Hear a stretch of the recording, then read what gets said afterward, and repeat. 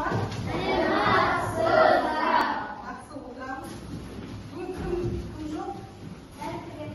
Жақсы, жарайды. Бүгінгі оқушылар сабаққа көңіл күйімі, дайындығыңыз қалай? Керемет болса, онда сабақ бастамас бұрын сіздермен алғашқы сабақты керемет жаттығумен бастағым келіп отыр. Ендеше интернетқа назар аударып, жаттығуды жасауға тырысайық. Сәлем достар, мен есімім Таңсықалық Жақсылығы.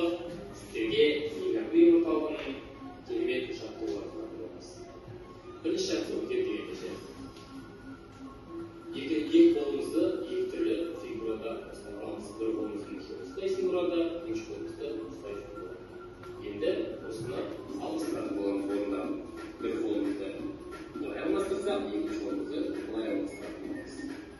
Осыны жиі қайталайтын боламыз. Бұл осы қайталау барысында сіздің өзіңіздің жақсы жұмыстармен өте тек ендеше 10 секундта қаншалық дәрежеде жұмыс жасайды екенбіз. Қаншалық дәрежеде біздің миымыз жұмыс жасайды екен. Кеттік. 9, 8, 7, 6, 5, 4, 3, 2, 1. Керемет оқушылар. Келесі енді топқа бөлінеміз. Топқа клипти бағдарламасының көмегімен бөлініп отыр. Кездейсоқ.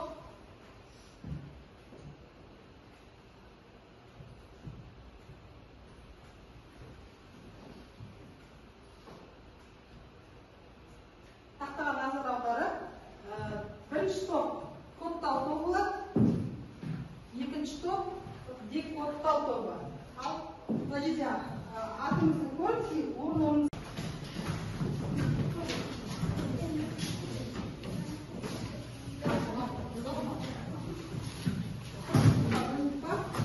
енді декодтау тобында топ басшысы кім болады? Ішіңізден сәле, кім топ басшысы болады? Келесі кодтау тобы бойынша Диана, жақсы. Топ басшысын сайлады. Топ басшысы топты бағалап отырамыз. Үй тапсырмасы барлық қанша ұпай сабақтың соңында ұпай санын айтып бағалап кетеміз. Келесі үй тапсырмасы Лен Апста системе арқылы тапсырманы орындаймыз. Қазір компьютерге жайлап отырып, үй тапсырмасын орындауға тырысайық. Оқушылар тапсырма түсінікті болса, компьютерге отыруға рұқсат.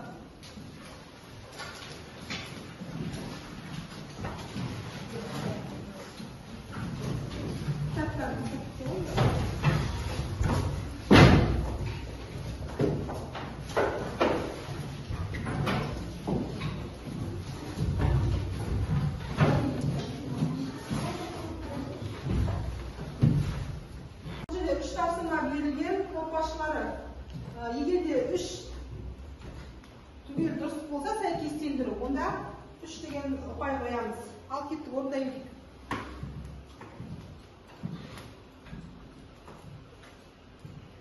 Дұрыстеп басайық, да? Иә, сол ана жерде не бар яғни. Соны басамыз, иә. Арқамда 3-еуі дұрыс болған екен, жарайсың. Дастанды да 3-еуі топ басшылар жасаламыз. Ақбота. Мұжанат 3 топ басшысы. Жазалай. Алияқынде 3-еуі. Мұжандықыде 3-еуі.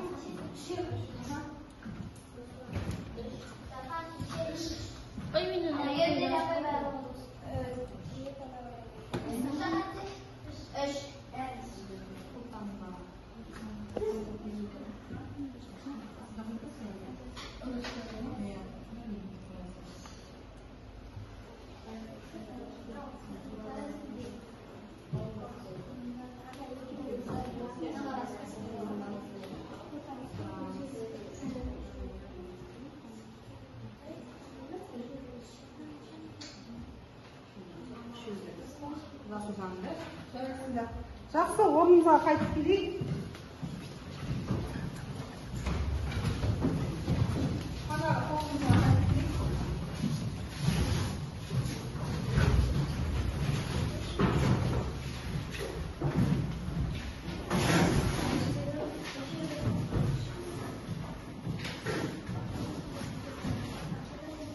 Оқушылар, бүгінгі күннің жарын жазып, тақырып екілік ақпаратты ұсыну. Бүгін 21-і, 10 қазан. Тақырып екілік ақпаратты ұсыну. Сабақтың мақсаты: барлық ақпарат компьютер үшін екілік кодта ұсынатын, түсіндіре алу, мәтіндік ақпаратты кодта. Барлық ақпарат деп отырғанымыз бұл жерде оқушылар, бізде ақпараттың қандай түрлері бар? Сандық ақпарат, сандық, мәтінді, графикалық, дыбысты, сол ақпараттарды компьютерде екілік кодта ұсына алуымыз керек. Енді келесі бізде бейне ролик бар, соған назар аударайық. Электрондық сызбалар арқылы жұмыс істейтін электрондық машина. Компьютер енгізілген ақпаратты танып, түсіну үшін ақпаратты компьютерлік тілге аудару қажет. Компьютер электрондық құрылғы, сондықтан ол тек екі күйге нақты жауап беруге қабілетті. Бір сигнал бар және 0 сигнал жоқ. Екі символдан тұратын компьютердің алфавиті екілік алфавит деп аталады. Екілік алфавитті қолдану арқылы ақпаратты ұсыну екілік кодтау деп аталады. Бейнені тоқтатып, анықтамаларды дәптерге жазып ал. Ақпараттың әртүрлі формада ұсынуға болатынын білесіңдер. Мәтін, сан, график, дыбыс түрлерінде. Бірақ компьютерге түскенде барлық ақпарат екілік кодқа түрлендіріледі. Сонымен барлық ақпарат компьютер үшін екілік кодта ұсынылады. Екілік код әмде бар. Ақпаратты ұсынудың қолданыстағы нысандарын кодтау үшін әртүрлі тәсілдері бар. Бірақ біз мәтіндік ақпаратты кодтау әдісін ғана қарастырамыз. Мәтіндік ақпаратты екілік кодқа ауыстырудың әзірленген тәсілдері өте көп. Бірақ барлық пайдаланушылар үшін ASCII халықаралық кодтау кестесі болып табылатын бірыңғай стандарт болуы керек. Компьютерлік алфавитте 256 символ бар. Оған латын және қазақ-орыс алфавитінің бас әріптері мен кіші әріптері, тыныс белгілер, баспа символдары мен терминдер үйлесімі кіреді. ASCII жүйесіне екі кодтау кестесі бекітілген. Біріншісі, негізгі кестеден 0-ден 127-ге дейінгі кодтар мәні. Кестенің бұл бөлігіне латын алфавиті, пернетақта арқылы орындалатын амалдар және кейбір символдар кіреді. Екінші, кеңейтілген кестеде 128-ден 255-ге дейінгі символдар коды келтірілген. Мұнда ұлттық алфавит және қалған белгілер қамтылған. Бұл жерде орыс алфавиттері мен әріптер басы және кіші әріптері бар. Жат сөзін кодтап көрейік. Ж, А, Д. Не осылайша қозғалады екен? Өте оңай. Жақсы оқушылар, сонымен екілік кодтау қандай символдар қолданады екен? Нөл дегеніміз не? Нөл сигнал бар дегеніміз. Осы ASCII коды көбіне бұл компьютерде халықаралық, яғни ортақ бір код ойлап тұрады. ASCII кодын және ол компьютерде жұмыс жасауға өте ыңғайлы. Сол кодпен программистер, жаңағы IT мамандар осы IC коды арқылы кез келген бір мәліметтерді кодтау арқылы осы жүргізіледі. Және де 0 мен 1-ді не үшін алып отыр деп ойлайсыздар? Компьютер 0 және 1 деген сигнал арқылы түседі, иә? Әне 0 деген жаңа жоқ дедік, 1 деген бар деген сигнал арқылы түседі. Әне осы біздің берілген командамыз қандай да бір берілген сақтайтын мәліметтеріміздің барлығын компьютер осы 0, 1 мен 2-лік кодтау арқылы өзінің жанында сақталып, өзінің жанында солай түсінеді. Әне кері қарай бізге түсінікті тілде беру үшін манағы 0-1-лердің жиынтығымен қандай да бір әр кодтау тәсілі арқылы бізге түсінікті тілде қайтадан кері қарай декодтау арқылы бізге кері қарай мәлімет беріледі екен. Екінші тақырып түсінікті болатын болса, бізде және де мынандай компьютердің миында 2-лік кодтау арқылы таңбаларды, суреттерді оқиды, ол 0 және 1 сандарды, иә. Мысалы, мына суреттерде қарап отырсаңыздар, ұяшықтарда не деген 0, 0, 0 деп тұр, иә, мына жерде. Ал енді мынау 1, 1 деген. Яғни бұл ұяшықтар қандай да боялған деген дейді. Осылай кодтау процесі жүреді екен. Жақсы, келесі топтық жұмыс, сұхбат әдісі. Әр топта журналист, IT маман және көрермендер болады. Журналистер қарсы топқа өз сұрақтарын дайындап отырады, ал IT мамандар сол сұраққа жауап беруге тырысады. Яғни сіздің топыңызда IT маман, журналист және көрермендер болады.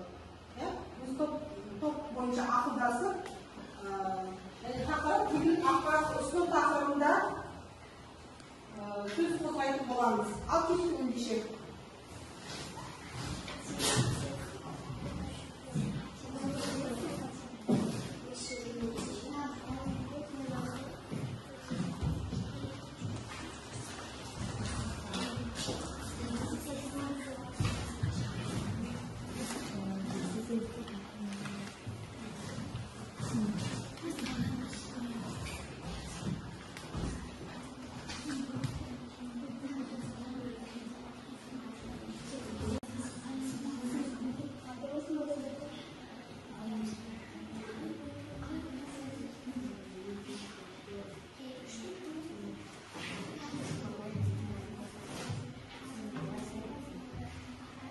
Bitti, оқушылар.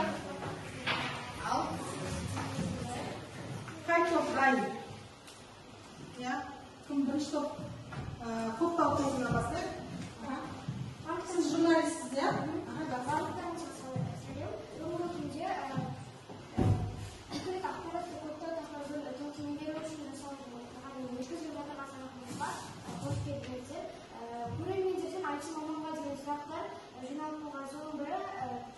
Криптология ғылымы нені зерттейді? Рахмет. Криптология дегеніміз қазір өзекті мәселе. Криптология дегеніміз өзгерту және қорғаумен шұғылданатын ғылым. Бұл екіге бөлінеді. Криптология және криптография. Жақсы. Келесі сұрақ, бізде компьютерде ақпарат кодтау үшін қандай код қажет? 2-лік код. Қандай? 2-лік код 2-ге бөлінеді, 0 мен 1. 0 деген сигнал жоқ, 1 деген сигнал бар. Жарайсың, bravo. Келесі сұрағыңыз орындалып? Жақсы, келесі топтан журналистіміз. Барлықтарыңызға сәлем. Бүгінгі біздің сабағымызға жиналған журналистер және де IT мамандар, көрермендер. Мен сіздерге сұрақтым. Бұрынғы кезде шифрлау мен кодтар не үшін керек болды? Сұрағыңызға рахмет. Шифрлау мен кодтау өте қажет болған себебі бұрынғы заманда жауларға арналған тактикаларды біліп қоймау үшін адамдар кодтар мен шифрлауды код пен шифрды өз әскерлеріне беріп және сонымен жаулар әскерлер тактикаларын біліп қоймау үшін осылай шифрлау мен кодтау өте қажет болған. Солай деп ойлайсың, иә? Жақсы, браво. Менің келесі сұрағым кодтың цифрдан айырмашылығы. Шифр мен кодтаудың арасында айырмашылығы, иә?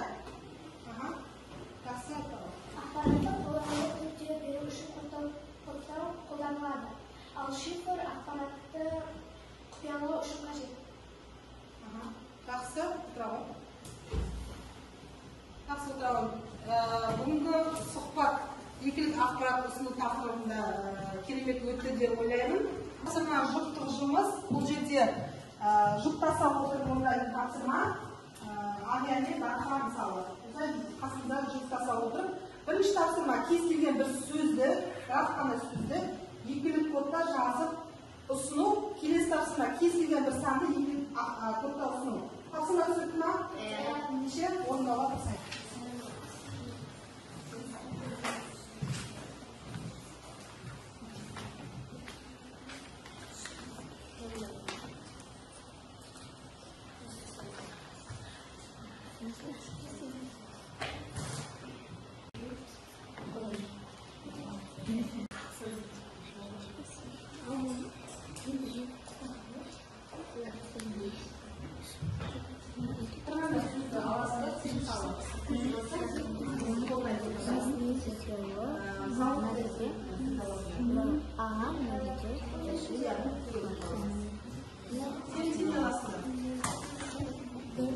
Бірлесіп жұмыс жасайық.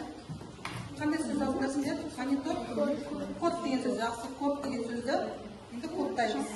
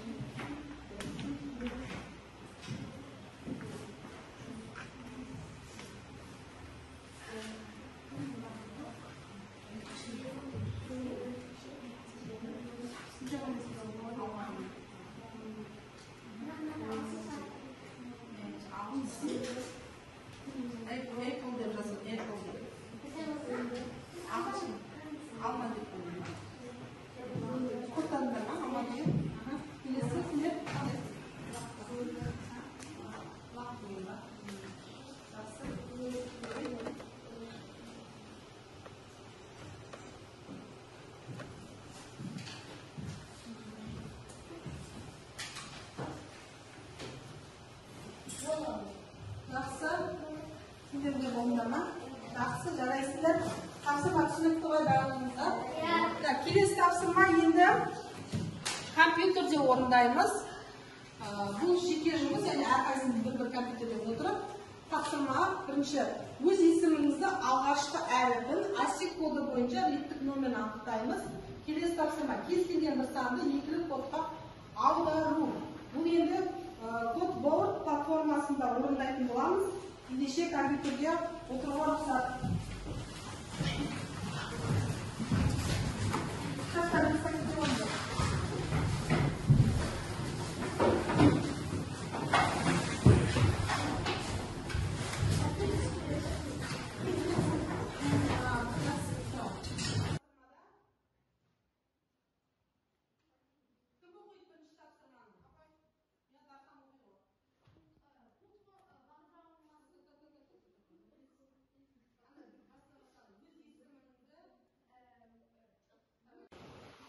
Жақсы оқушылар, кодборд платформасын ашқан болса, бірінші тапсырманы ашып көрейік.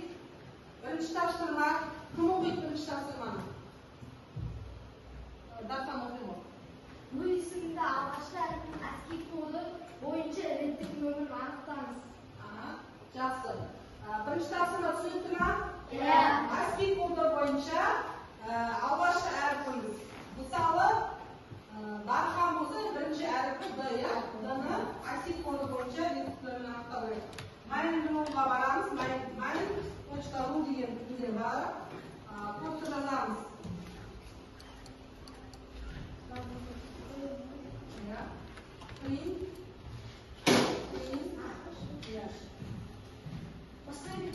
Поставим деревянный. Ашамыз, ашамыз.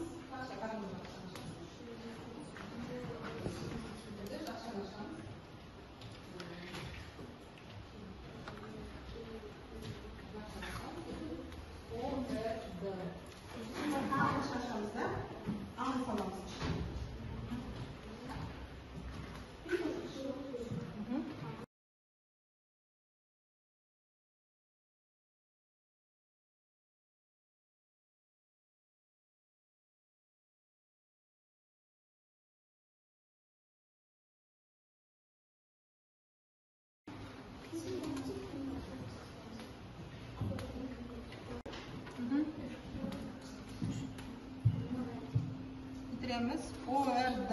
Özünler. Ya. Ama asil kodunda anlatayım.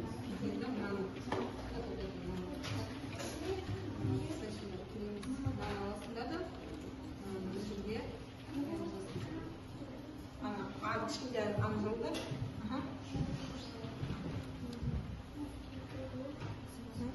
Kiliseli. Так, так что заработали?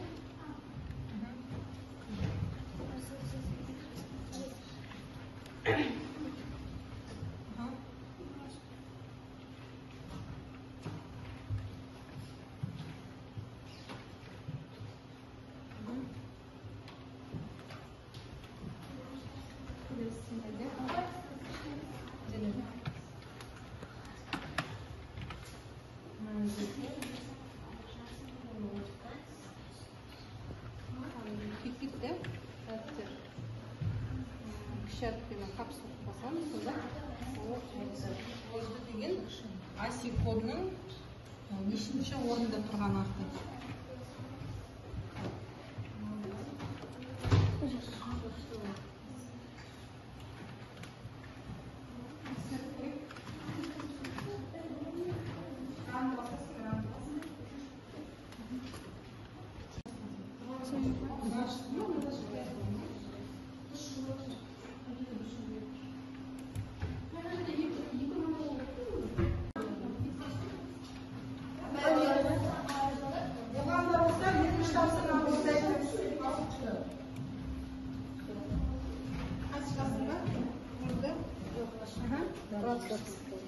Жақшаны ашамыз, жақшы аш. Жақшы ашамыз. Деп, сосын А деп. Енді ранды басамыз. N деген әріп бізде бір жерде қателесіп тұр. Сөйлеміз, дұрыс. Енді ранды басамыз. Так, сізде мына жерде тырнақша кетіп қалған екен ғой. Енді қарайық.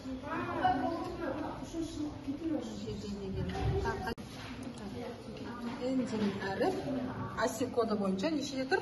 78 дұрыс. Молодец. Нұрғазда шыққан екен. Дастанда неше деген? 68. Аси коды бойынша 68-ші орында тұр екен. Сенде? Ранды баса ғой. Ранды басамыз. Орды. Даста көмектесе ол қай жерде қате жер отыр. Енді сенде Дианада 68 дейді. Жарайсың.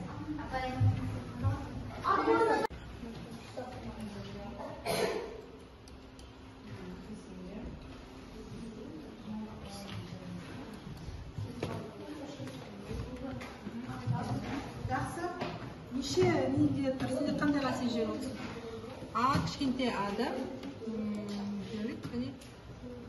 Так, бұл жерде бір қате жер тұрсын. Мына жер жақша сен қоймай қалғансың. Бір жақша қоймай қалған. Енді көрейік. 97-ші орында тұр екен. Кіші әріп созғаннан кейін басқаша өзгереді. Сенде мына жерде бір жанарықта жақшаның бөлек емес, ішінен ашамыз. Бұлай болады, қында санды басқан кезде неше болды? Сен неше теңдік ұмытып кеткенсің. Теңдік ұмытып кеткенсің. 78. N әріпі 78-ші орында тұр екен. Айгерім, сенде нешінші орында тұр екен? 60? Айгерім 65 екен, е? Жақсы. Келесі.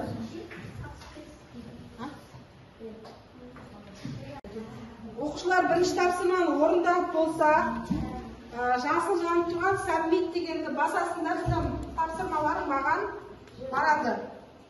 Сәбметті басамыз. Тексерге. Жанымдікі аси коды бойынша 106-ші орында тұр екен. Беттік номері бойынша. Жақсы дұрыс сәбметті баса ғой. Келесі. Ana жібердім ғой, иә? Жақсы. Келесі екінші тапсырманы орындай берейік.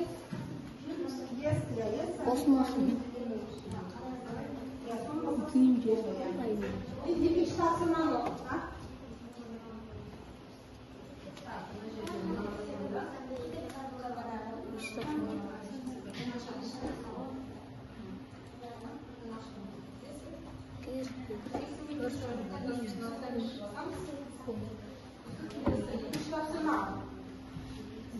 Енді бізде екінші тапсырма, бірінші тапсырманы орындап жіберген болсақ, енді екінші тапсырма бойынша кез келген бір санды аламыз да, бір санды екілік топқа аударамыз.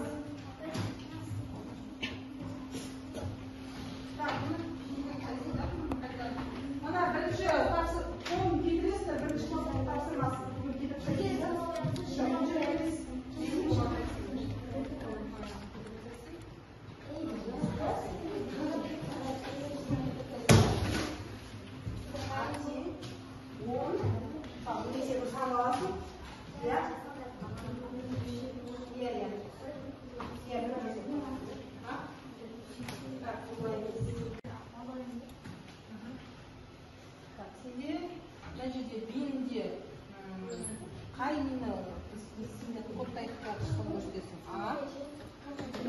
Жақша бізде не отыр, жақша жарылады. Сосын мына жерде тік жақша болады. Тік жақша 2-ден бастап, екіден бастап шағын болады.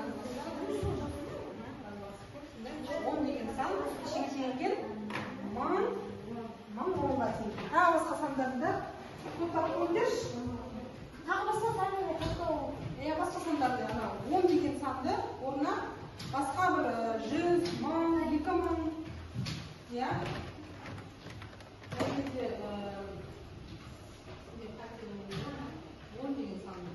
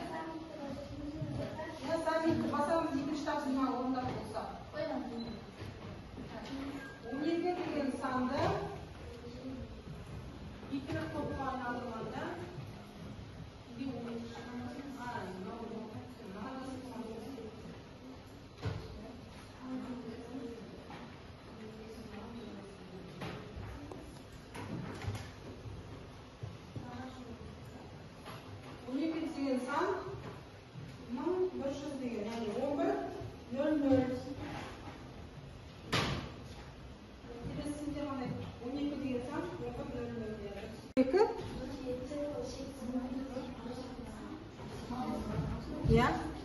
152 sanını ikilik kodқа айналдырамыз, ya. Бұл кезде не істейміз? Мына неге басамыз, ya. Ранға барып басамыз. Мұнда біздің ikilik kodқа айналдырғанда 152 деген. Қанша цифрлардан тұрады екен? Бірнеше цифрлардан. 111.00. Жарайсың. Келесі. Нұржанат, қандай цифрларды сен ikilik kodқа айналдырып жатсың? 8 айналдырған. 7 және 8. Сенде қателер бар кішкене. Мына жерде жақшаны біздер не жабуымыз керек. Мына жерде біз жақшаны жабуымыз керек. Енді қарап, тексеріп қарайық. 7-де деген 111, 8-де 1000 деген сан шықты. Жарайсың, жақсы. Шығып отыр. 10, 45, 55, 11 деген сандарды ikilik kodқа айналдырады екенсіңдер, ya? Онда 10 дұрыс, 45 деген санда 101 дұрыс, келесі 11 деген 55 деген санды 110-да 111 деген санды шығу керек, ya? Қазір сенде не болып жатыр? Қайтадан жүгіріп деді ол. Жақсы, кодты қайтадан құрастырасың, қандай санды жазасың? Екі санды, қай санды топтайсың? Жаза ғой, кез келген бір санды жаза ғой. Анықтай қояйық. 13 деген санды, жақсы. Енді қалай тексереміз? 13 деген сан бізде ikilik kodқа айналдырғанда 11.01 деген сан шығады. Дұрыс.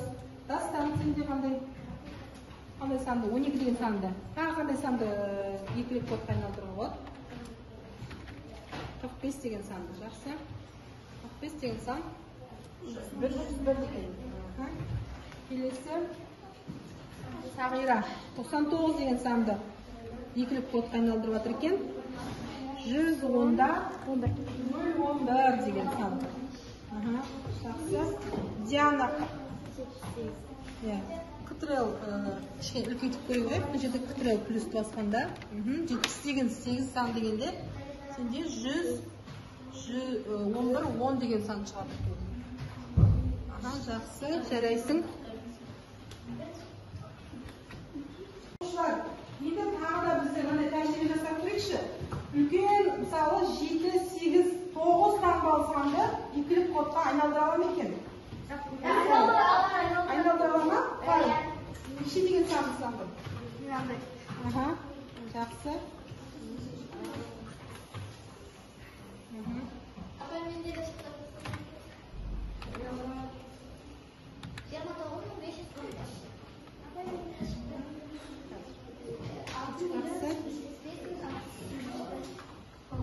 Үлкен санды ikilik kodқа айналдырғанда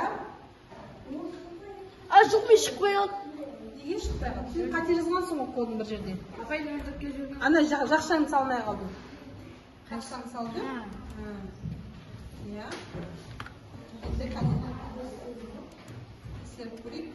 Үлкен сан шықты, я? Бірнеше неден? Бір нөлдіктен құралған үлкен ұзақ сан шықты, я? Сендерде осыланда қандай? 356 миллиард бола ма? Миллион бола ма? 356 миллион 219.487 сан.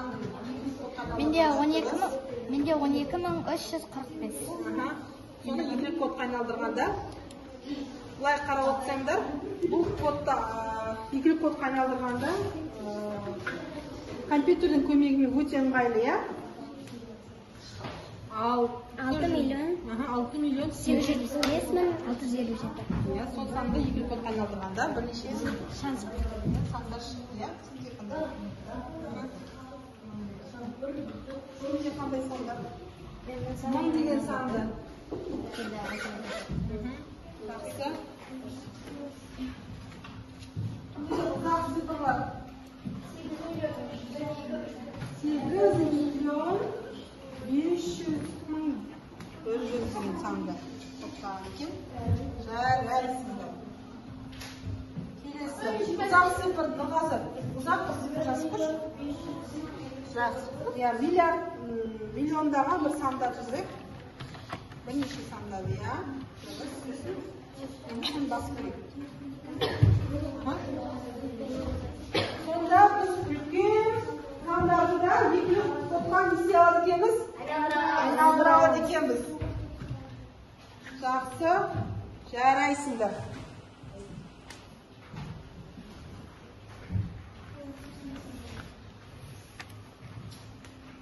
Топ басшысы барлық оқушының екі тапсырмасы орындалды.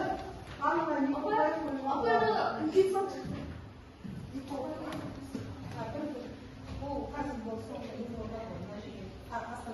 оқушылар барлығында көп болыпты.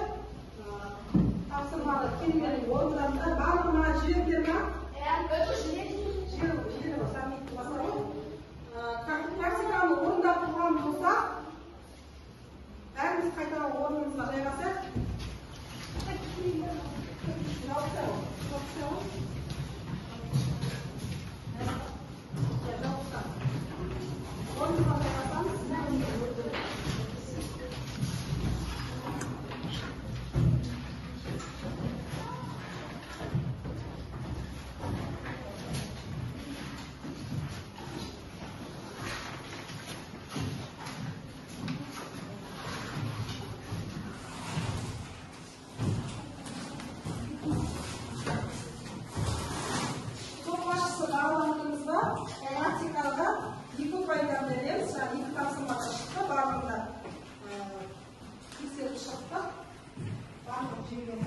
Келесі бізде бекіту сұрақтары.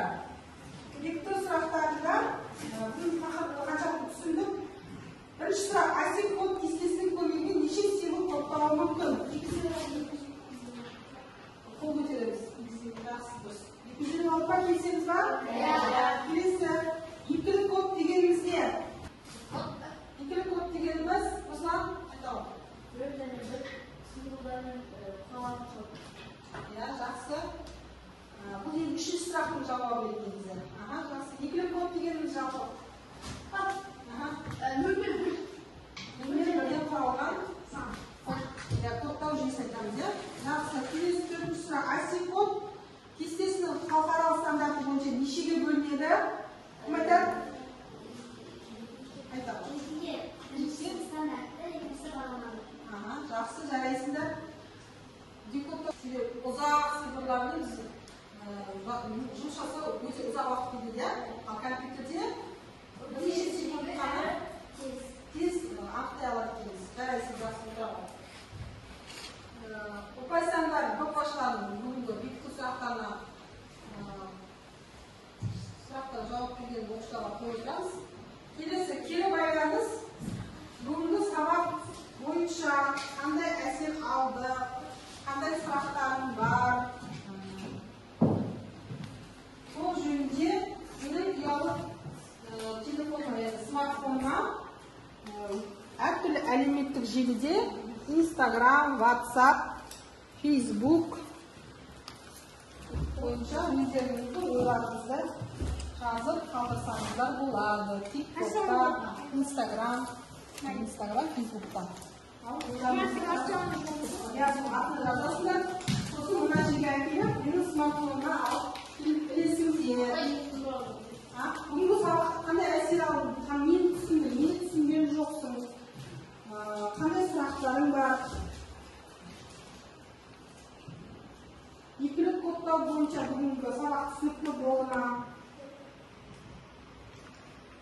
Сол бойынша бүгінгі байланыс жасап ұйымданушылар.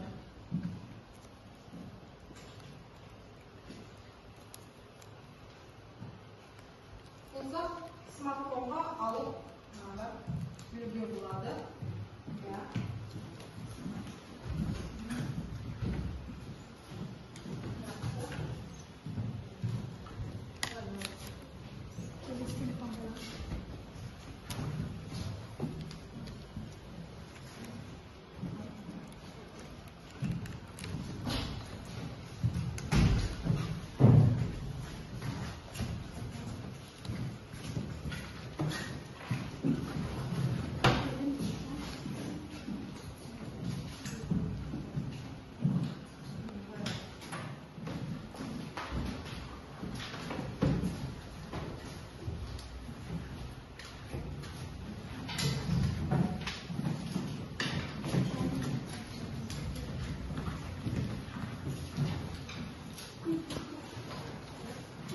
бәріңіз болса,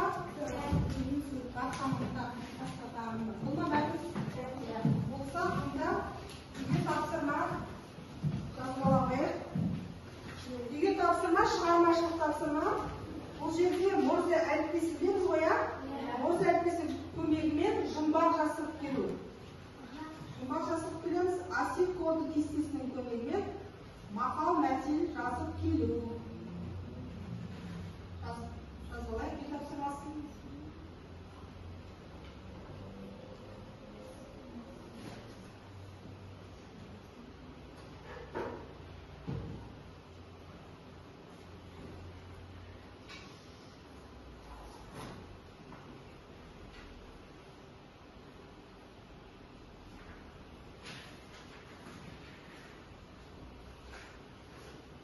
Тапсырмасы бойынша кімде қандай сұрақ бар? Жалпы түсінбесек, түсіндік па үй тапсырмасын? Түсіндік, иә?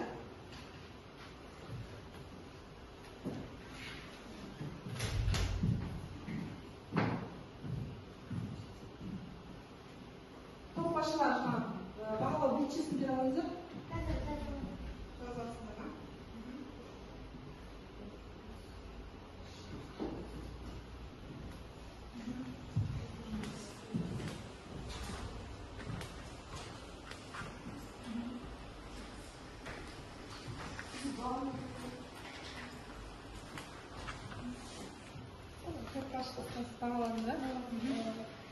Сабақ бұлар бекіту сұрақтарға жауап бермегендер, иә? Жақсы. Енді бағалау бойынша